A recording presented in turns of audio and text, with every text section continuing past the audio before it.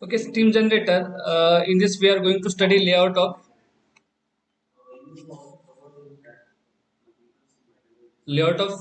thermal power plant, then classification of boiler, then difference between fire tube and water tube boiler. With the example, low pressure boiler, high pressure boiler, once through boiler, important features of the high pressure boiler, mountings and accessories equivalent to operation of the boiler and boiler performance. These things we are going to study here.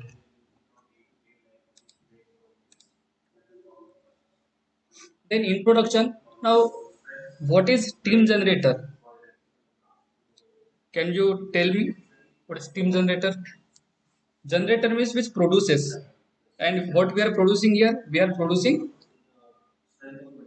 what we are producing here? Steam. So generation means production.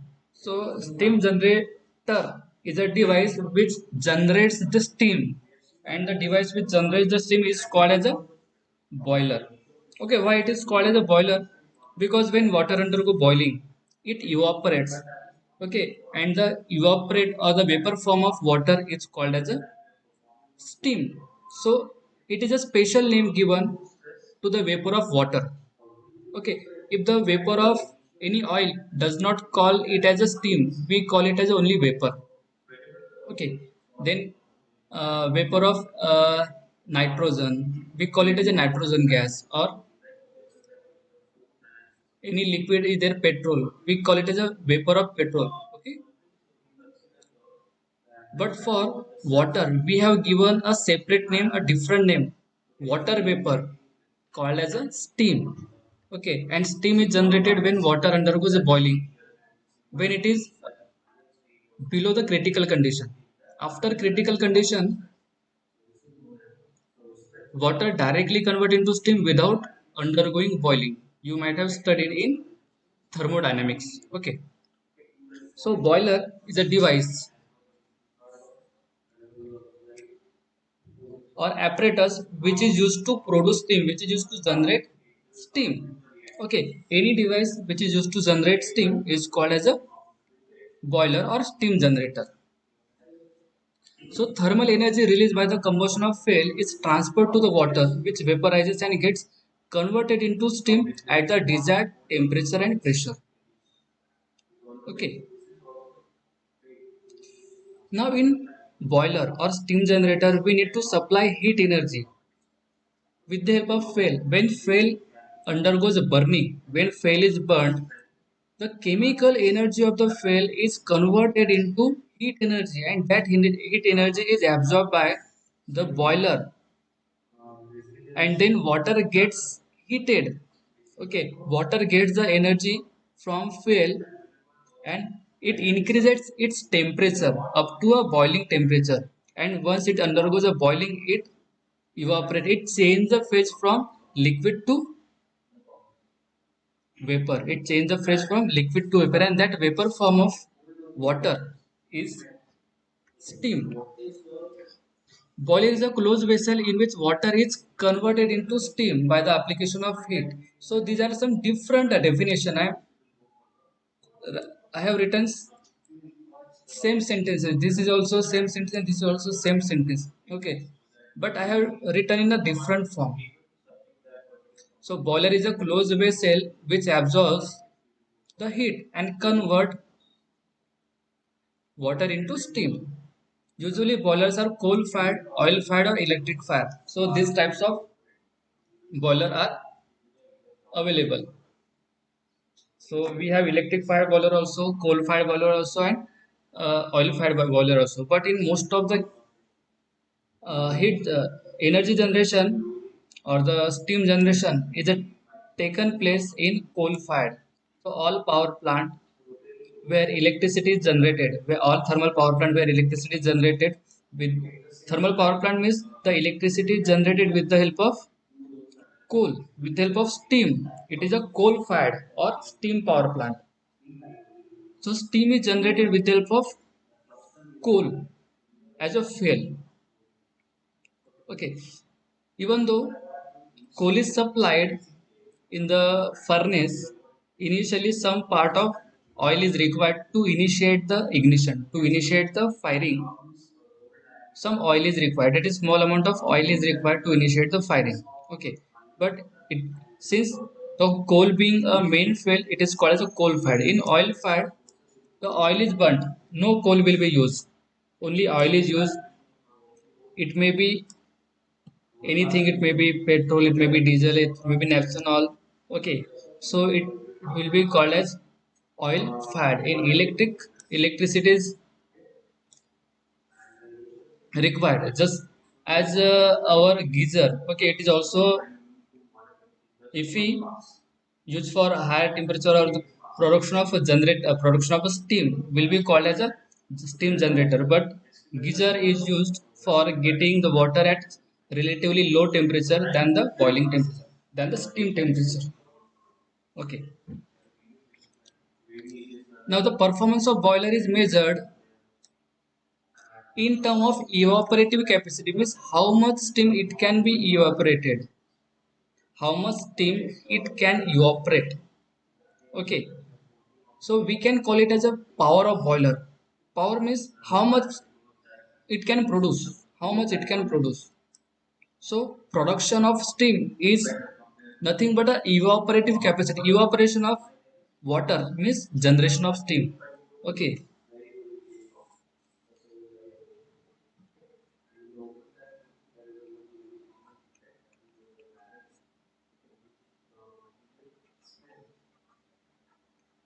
is nothing but the steam generation.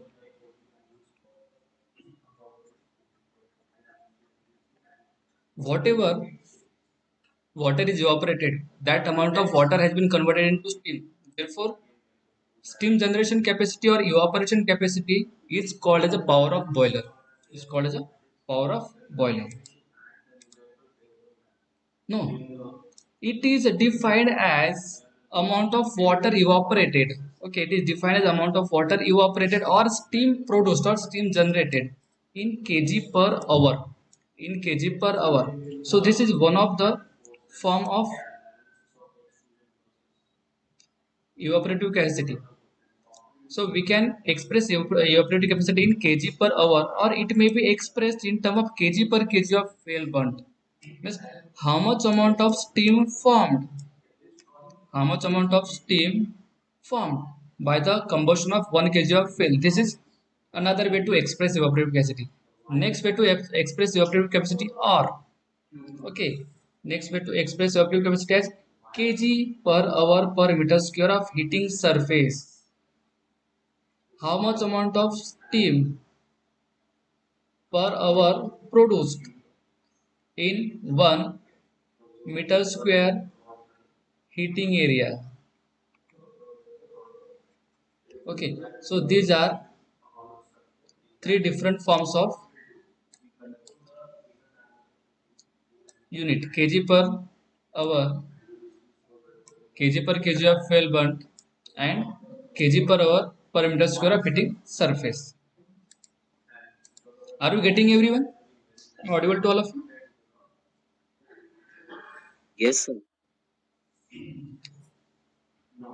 Uh, is it easy to understand or getting you difficult to understand? Understood, sir. Yes. Okay. Then application of Sir, steam. sir, Yes. sir, Yes. Hello. can you explain kg per kg of fuel burnt? Kg per. Kg of fuel burnt. Yes.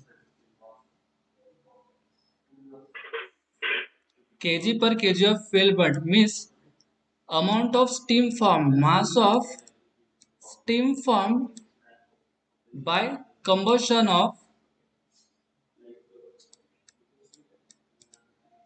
1 kg of fuel. Okay, this is the another unit of evaporative capacity. Means we can express steam evaporation in kg per hour also, means how much amount of steam formed in 1 hour.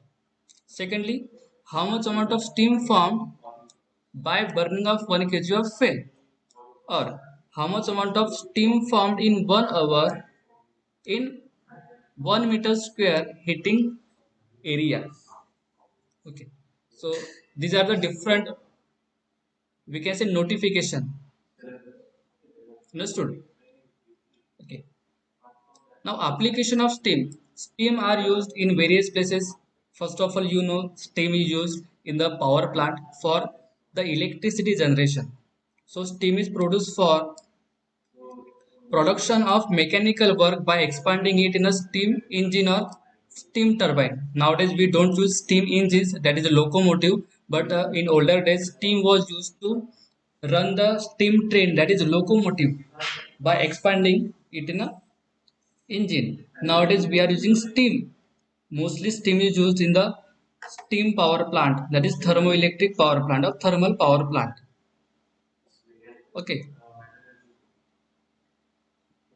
By the expansion of steam in the turbine, turbine rotates and turbine is connected with the generator.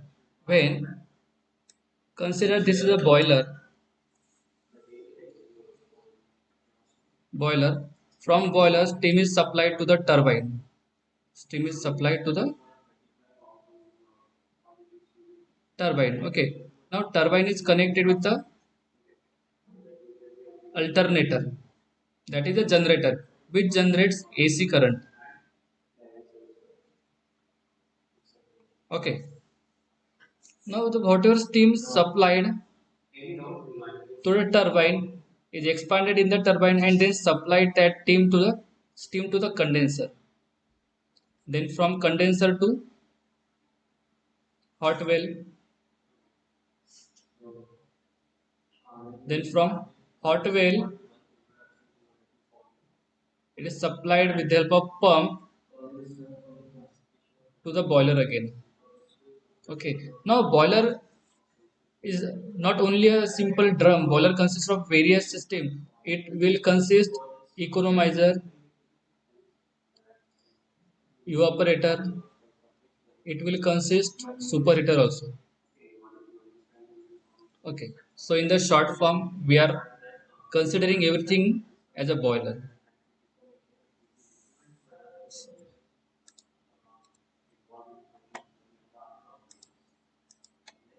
Now performing certain processes in the sugar mill. Second application is performing certain operations in the sugar mill, chemical and textile industries. So this is the industrial application apart from thermal power plant. Then heating the residential and industrial buildings. If the excess steam is available which is not in use, so that steam can be used for heating the air, for heating residential areas or space heating. Now steam is also used in dairies for heating the milks. Okay, I'm not done, but it is also one of the, okay. Sugar mill is there, chemical, then textile industry is there. One more example is a dairy. In dairy, steam is utilized to heat the milk. Then requirement of a good boiler. Suppose you are going to purchase the boiler. You are going to purchase the boiler.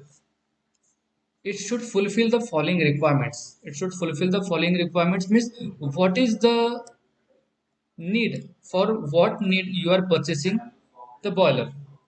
That need should be fulfilled by the boiler. It is not like that if you want to generate a steam 10 ton per hour, but it is not generating that amount of, it is generating only 5 ton or 4 ton or 1 ton. So it should fulfill the following requirement. First is safety. It is first and foremost important point. Safety is first everywhere. You cannot compromise safety in any industry. Okay, so boiler should be safe under the operating condition. Under the operating condition means suppose you have purchased a boiler for maximum pressure. You have purchased a boiler for maximum pressure of say 300 bar, but it is not safe even at 100 bar. It is giving problem even at 100 bar. So this should not happen. Up to a 300 bar, it should be very safe. But if you are raising pressure above 300 bar, then it may give you problem. It may give you problem. But below 300, below 300 bar, it should not give you any problem. It should be completely fine, completely safe. Okay. Then second, accessibility. What is what represent accessibility? What does it mean? Suppose you have purchased a mobile and you get some problem in the display. Do you replace it or do you repair it? We repair it, isn't it? So boiler also should be accessible for the repairing and maintenance. It should not be like if it is not working properly or pressure gauge is damaged or some mounting or accessories is damaged, it is not like you are replacing the boiler. It should be accessible to repair and maintenance. Okay. Then boiler capacity. As I told you, it should fulfill the capacity of the according to the requirement. According to requirement. If you are purchasing it for 1 ton per hour generation, if you are purchasing it for 1 ton per hour generation, but you will not run your boiler always on the full load capacity. You may generate the partial load. You will run your boiler in the partial load, but sometime you suddenly required to increase the electricity generation, or suddenly you require to increase the steam production. So it may increase the steam production whenever, as and when required, as and when required. Then efficiency. Now what is mean by efficiency? Efficiency means output by input. What is output? Steam generation.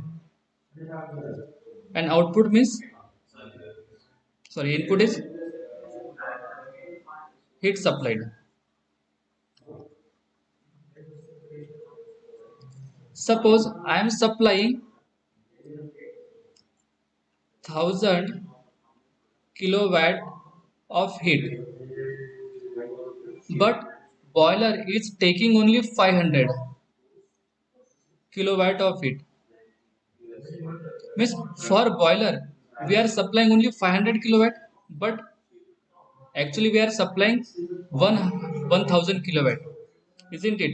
Since boiler is absorbing 50% of it, boiler will generate steam accordingly, isn't it? So boiler should be able to absorb maximum amount of heat generated in the boiler, maximum amount of heat generated in the furnace. Okay. So to permit the efficient operation, the boiler should be able to absorb maximum amount of heat produced due to the burning of fuel in the furnace. Okay. Next, construction and maintenance. The construction of boiler should be very simple. If you want to undergo some repair or maintenance, though there should not be any difficulty. Suppose you want to remove evaporator, so it should not be like for removing evaporator you are removing everything. You are removing economizer first, you are removing superheater, and then you are reaching to the evaporator. Okay, should not, it should be, the construction should be very simple, so that if you want to reach to the economizer, you should reach to the economizer and repair that only. No need of removing economizer first, then superheater, like that. Okay. So construction should be very simple, and maintenance cost should be very low. Next, the initial cost of the boiler should be very low, so that it can be affordable. Then joints. No joint of the boiler should be directly exposed to the flames. Otherwise, what will happen? In joint, breakage will start. So avoid joints in the flames. Starting and loading. The starting and loading time will be very small so that it can start and load very fast. Now what is meant by starting? Starting takes means flame formation in the flame formation in the furnace. When we if you are starting boiler from initial state means it is a closed now and you are want to start the boiler. You want to start the boiler. You have to supply fuel. You have to give some oil. Then you have to burn it. Okay, initially you have to burn it with the help of oil fired. Okay, means by supplying oil. Then it takes 8 to 10 hours for starting completely. It takes 10 to 8 hours for starting completely, and it takes even more time for generation of the steam. So generation of steam is called as a loading, and start of combustion is called as a starting. Then classification of boiler according to the position of furnace. According to position, first is internally fired and externally fired.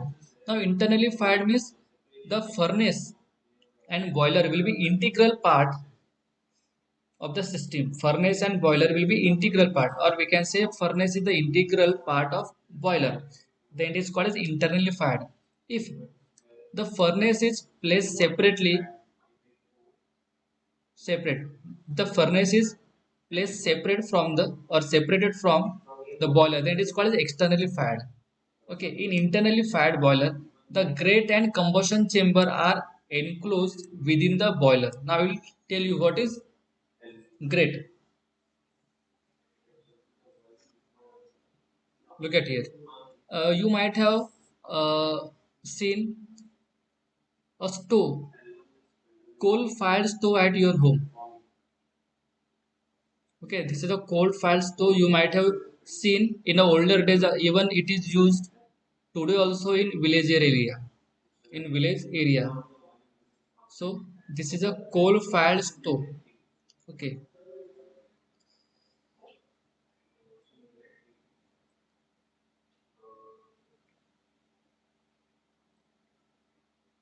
At this end, you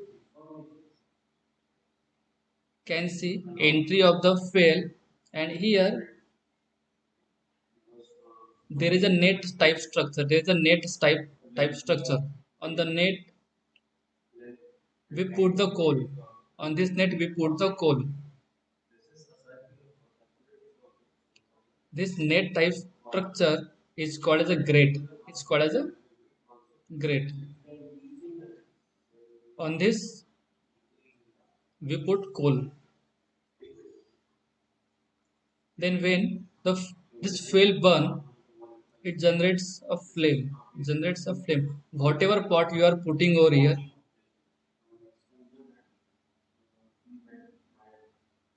whatever pot you are keeping over here, it will get heated with the help of this. Now after combustion of coal, it may give byproduct as a uncombustible part, or we can say unburnt particle as a ash. So ash is a unburned part of the fuel. So ash will be collected at bottom. Okay, so this region is called as a ash pit where ash is collected. Okay, and this is the grate. This is and from this end fuel is supplied. This is called as a fire door. Understood? So this is a simple bhatti, or we can say stove, which is used in village nowadays also, or in urban region it was used previously when uh, gas was not available. Okay, so I was only explaining what is grate here.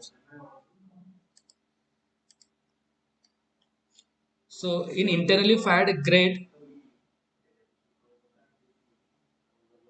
and combustion chamber means where combustion takes place is called a combustion chamber. So in this grate and combustion chamber is is an integral part of the boiler. That is called as internally fired.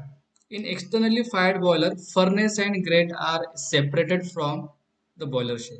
Furnace and grate are separated from the boiler shell. Means it maybe like suppose this is the boiler and furnace is available here. Furnace is available here and this is the boiler. This is the externally fired boiler. But in internally fired boiler, if this is the boiler, the furnace will be located somewhere here. Okay, furnace will be located somewhat here.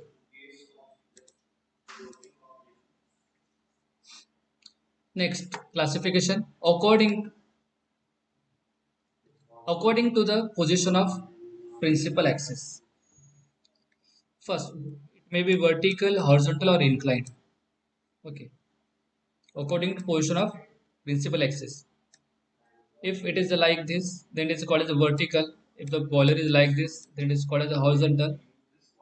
Okay, or it may be like this also.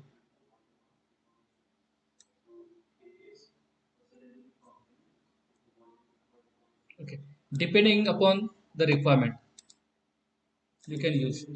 Then, according to the application, stationary boiler and mobile boiler. Stationary boiler means all industries using boiler as a stationary.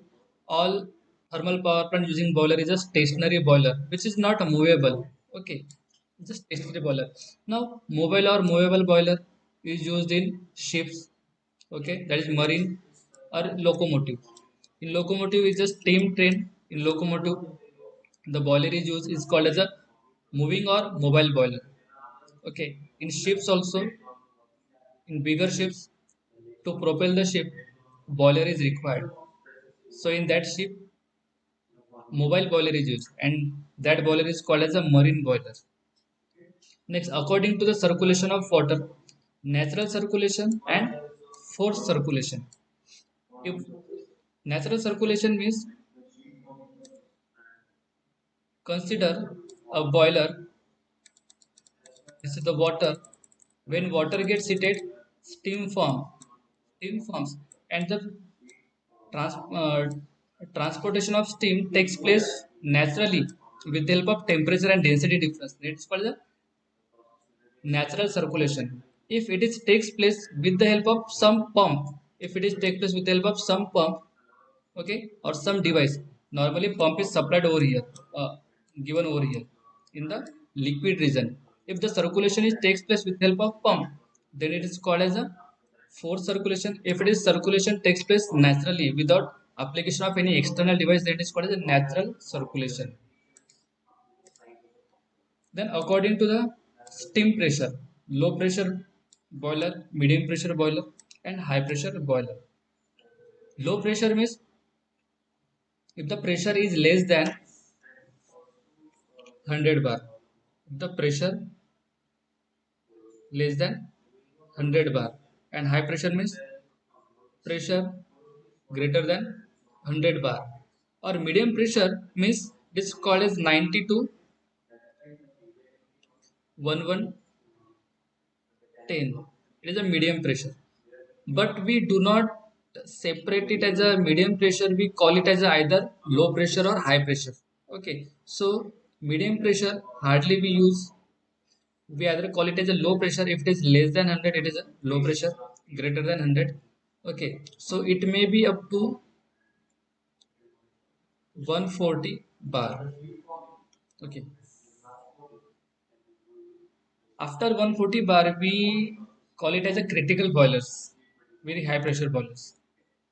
Then types of boiler according to the flow of water and hot gases. First is water tube boiler, second is fire tube boiler. So okay, let's see what is water tube boiler and fire tube boiler. In water tube boiler, this is a water tube boiler. This is a boiler. This is a boiler. This boiler consists of a piping, water piping. Means water is flowing through the pipe. Water is flowing through the pipe, and these pipes through which water is flowing is called as a water tubes. It's called as a water tubes. Okay. So in water tube boiler, water will flow through the tubes and it will be surrounded by hot flue gases. It will be surrounded by hot flue gases. Such boiler is called as a water tube boiler. Such boiler is called as a water tube boiler. I will repeat it again. Water will flow through the tube. Water will flow through the tube and tubes will be surrounded by flue gases, hot flue gases. You can see it is surrounded by hot flue gases. Such boiler is called as a water tube boiler. And second is a fire tube boiler. In fire tube boiler, flue gases. Now, what is flue gases? The gases formed due to the combustion. The gases formed due to the combustion is called as a flue gases. In this flue gases moves through the tubes. Therefore, these tubes are called as a fire tubes. These tubes are called as a fire tubes because hot flue gases are moving through it. Okay, so flue gases are moving through the tubes. Flue gases are moving through the tubes and it is surrounded by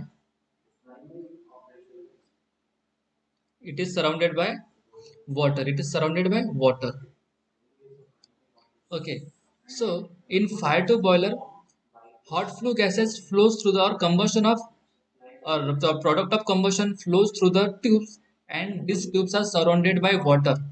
Such boiler is called as a fire tube boiler. Such boiler is called as a fire tube boiler. Now in this you can see in water tube boiler, in the water tube boiler, the water quantity is very small as compared to the flue gas. Therefore, generation is very high. Therefore, generation in this case is very high. Means it can generate large amount of steam in a very short time. Here you can see in the fire tube boiler, water quantity is very high as compared to the flue gases. As compared to flue gases, water quantity is very high. So generation is very small. Now you can see this is slightly compact. It is slightly compact. It is slightly wider, slightly bigger than the fire tube boiler.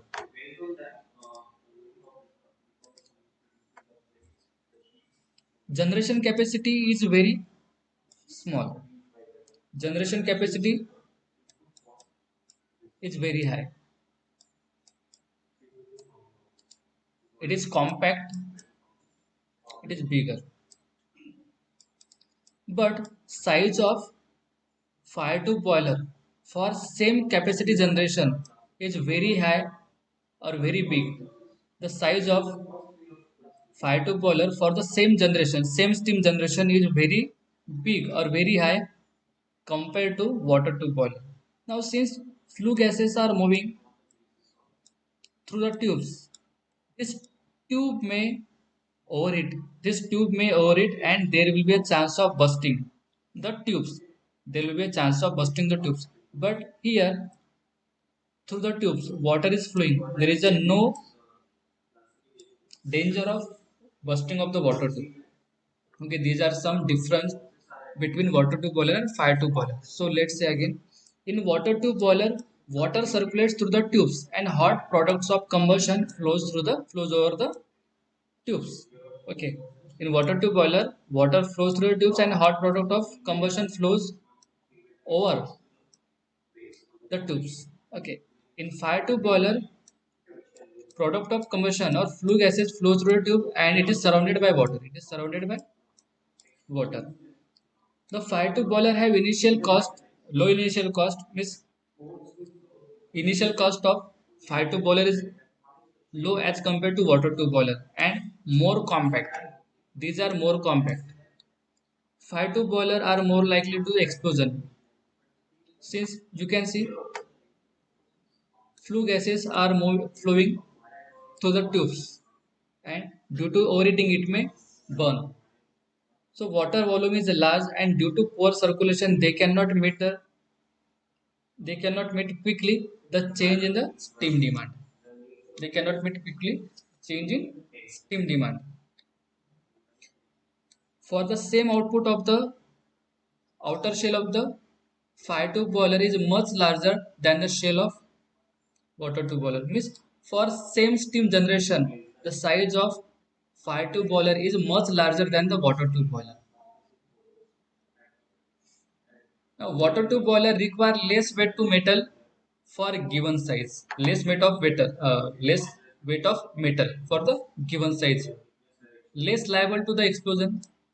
Produce a higher pressure, are accessible and can respond quickly to the change in steam demand. Since the circulation of water is a small quantity, if you want to increase it, you can increase it. Okay, but it is a water is available in a very large quantity, so steam generation rate is very small. Tubes and drum of water tube boiler are smaller than that of fire tube boiler, and due to the smaller size of the drum, higher pressure can be achieved. Higher pressure can be achieved. So water tube boiler require less floor space as compared to fire tube boiler. The efficiency of water tube boiler is more. The efficiency of water remember always the efficiency of water tube boiler is more.